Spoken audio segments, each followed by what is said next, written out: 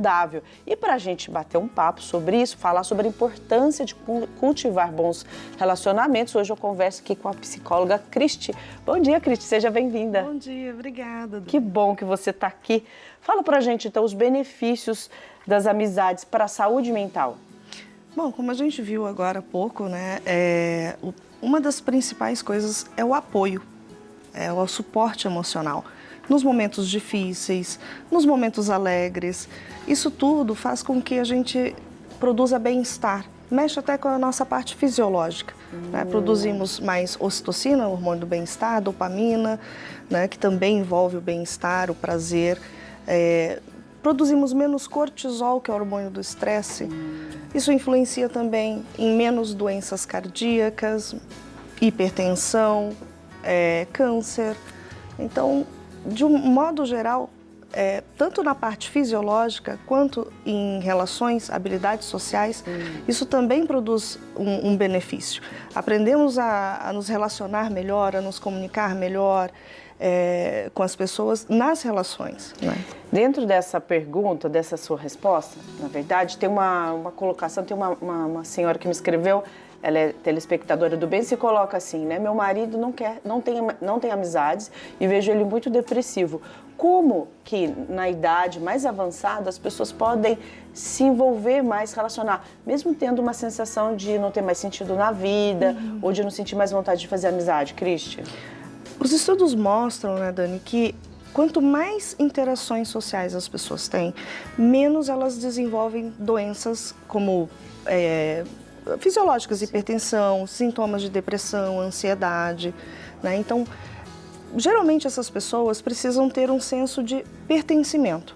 Pertencer a uma comunidade religiosa ou até mesmo de clubes, sim, social, de né? atividades físicas. Isso tudo favorece para que essa pessoa possa ter uma qualidade de vida melhor, não desenvolver problemas como depressão. Entendi. As estratégias que podem ser adotadas para fortalecer uma amizade, né? O que as pessoas podem fazer para fortalecer as amizades? Se a gente reparar bem nessas estratégias, percebemos que a melhor estratégia é você ser um bom amigo. E como é ser um bom amigo? Oferecer apoio, estar presente, ter uma escuta ativa do outro, permitir que o outro seja autêntico e ser autêntico também. Né? E isso tudo gera esse vínculo importante da amizade. Quando você fala do vínculo da amizade, e a gente pensa em amizade, né, gente? A gente normalmente calcula aquela amizade, cresci com ela, estudei com ela. E aí você sente na obrigação de que essa amizade tem que ir até o final da vida. Ou as pessoas que vão passando pela sua vida. De repente você consegue criar uma amizade hoje, a partir de hoje, já numa idade, né, mais avançada e tal. As pessoas, elas têm essa relação com a amizade de que precisa ser todos os dias, um contato diário. E não. Fala um pouquinho para nós dessa relação da amizade que existe o tempo e o espaço. Bom, uma amizade boa é aquela que você passa o tempo sem se ver e parece que nada mudou, não é mesmo? Sim, verdade. Existe uma conexão, né, que vai para além dessa comunicação intensa. Claro que é importante a gente manter uma comunicação ativa, né, manter esse contato, mas ela não precisa ser necessariamente diária. Né? Essa conexão ela existe por identificação, por gostar das mesmas coisas, por ter os mesmos valores. A gente procura sempre algo de igual no outro. Né? Nós temos a mesma crença, a mesma atividade física que gostamos, buscamos por essa semelhança. Entendi, se identifica com a pessoa, né? E quais são os sinais, Cris, que a gente pode perceber que essa amizade é boa para nós? Porque a gente, numa relação, a gente não se percebe muito, né? A gente só vai perceber quando está lá sofrendo, ou quando acontece algum prejuízo, ou acontece alguma coisa trágica, às vezes uma coisa muito difícil. Mas que sinais que a gente pode perceber que aquela pessoa é um bom amigo para nós? Um bom amigo é aquele que produz boas risadas, bons momentos, traz um bem-estar de estar junto. É uma pessoa que te incentiva, te motiva a ser uma pessoa melhor, a desenvolver qualidades, a desenvolver, até profissionalmente falando. Né? É uma pessoa que está ali para acrescentar na sua vida. né? Sim, acrescentar. E normalmente, né, a gente estava falando sobre a escuta, sobre o acolhimento nessa amizade, nesse vínculo. Como que um amigo ele pode se colocar, né, numa situação difícil com o outro? Porque como ele pode ajudar na superação de momentos difíceis? Eu acho que é até difícil encontrar palavras para esses momentos, né? Momentos difíceis como o luto, por exemplo. O principal disso, o apoio, nem sempre vem por meio de palavras. Vem de estar junto, de um abraço, de escutar. As pessoas precisam ser ouvidas nesse momento, ouvidas com verdade, com autenticidade, permitindo que o outro viva a sua dor. Viva a sua dor, sem julgamentos. Sem julgamentos, porque tem muitas situações que as pessoas acham que ela precisa dar uma resposta. Sim. Né? Sim.